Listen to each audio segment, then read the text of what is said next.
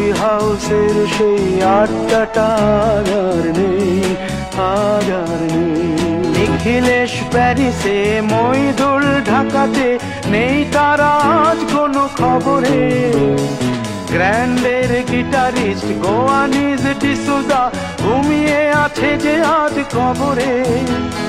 কাকে যেন ভালোবেসে আঘাত পেয়ে যে শেষে পাগলা গারদে আছে রমা রায়।